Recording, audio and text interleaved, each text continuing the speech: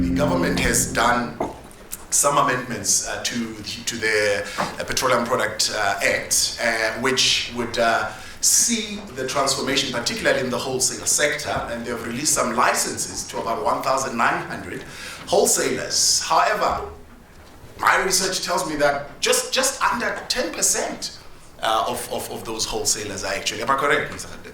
Yeah, just under 10% of those wholesalers are actually running some form of a viable enterprise. So what are the challenges? And if we're saying there are opportunities in this sector, how do we navigate those challenges and begin to create some really viable businesses? So we've got Afric Oil here with us, we've got Magwande Energy Trading here with us, we've got Econ Oil here with us, and we've got Royale Energy. The nature and structure of this industry, particularly for new entrants, is a very tough one.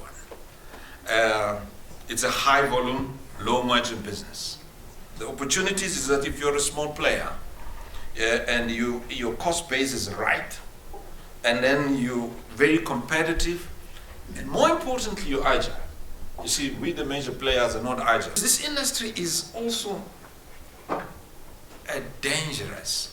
There's an impression gets created that just get the license and that's it. In the oil industry, especially trading, not everyone is a crook, but we find all the crooks in the oil industry. The cost of entry and the track record. It's difficult to raise trade finance with no track record. It's important to find a reliable and high quality supply of fuel. It's difficult also to register as a counterparty with the suppliers with no track record. You find that sometimes you'll be sold a cargo which cargo doesn't exist. We call those ghost cargos. So therefore you need to know your suppliers, you need to know who you're dealing with. Most of our LCs on the trade finance side are done by international banks. Local banks, very few of them that want to participate, they look at this money, the value of the deal, the transaction, they look at the BEE, no balance sheet, and they said, no, credit department says, no, we're not touching this one. Within NRWs, if there are opportunities to work together in a specific project, even though we are competitors, but there are bigger projects where we can cooperate in terms of working together and at least achieving what we could not achieve as a one company, small company. How do the 1,900 license holders get into the market? My simple answer would have been to say no, but I know in business there's no answer called no. There is a great opportunity created by the new codes for the big companies to get around enterprise development points and procurement points on the BE scorecard. They have to show actual expenditure on this, and the oil majors can create opportunities.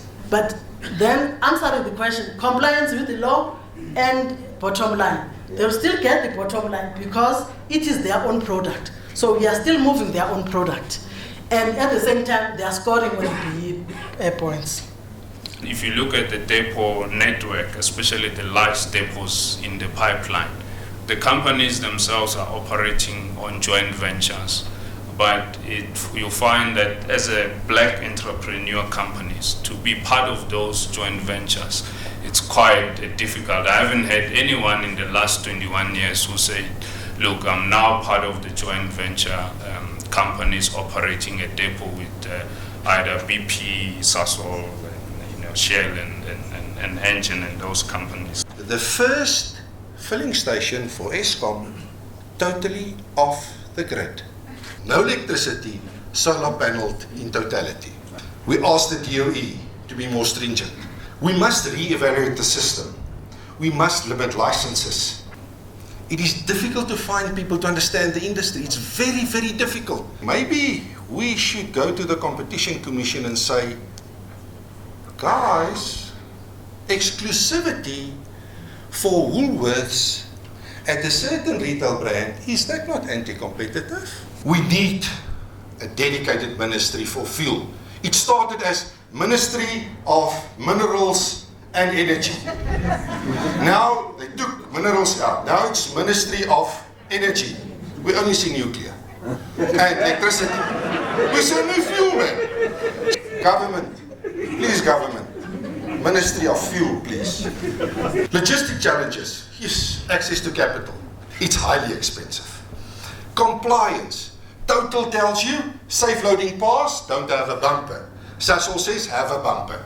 Engine says, have spotlights. Yes, you in and out at mechanics the whole day, just to be able to load a truck.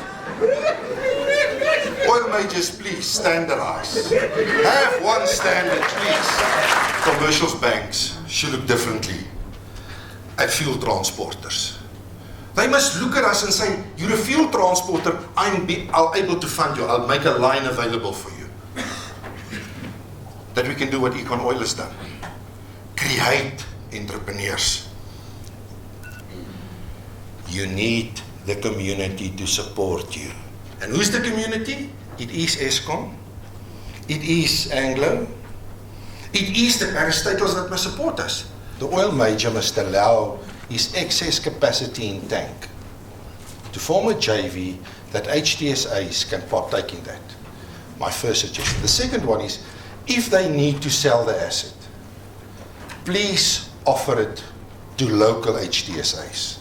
We can only build depots by joint collaboration, and I think from the port side, the land again is controlled by Transnet. We've seen Transnet issuing a tender recently for people to develop a terminal there. The government can really indicate all the terminals being operated or new terminals being built in South Africa.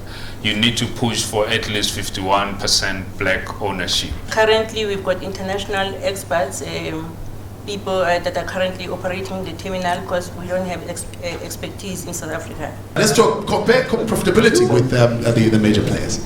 We cannot compare ourselves with the major because they control the BFP pricing, because they import crude, they make a refining margin, then they keep something back for themselves, then they sell it to a wholesale company, and the wholesale company sells to ourselves. So we're right at the bottom of the food chain. Now, if we have infrastructure and Nona imports and puts it in storage, we, through Cheke's pipeline participation and my depot network, yes, we could do something totally different. We could be the next major.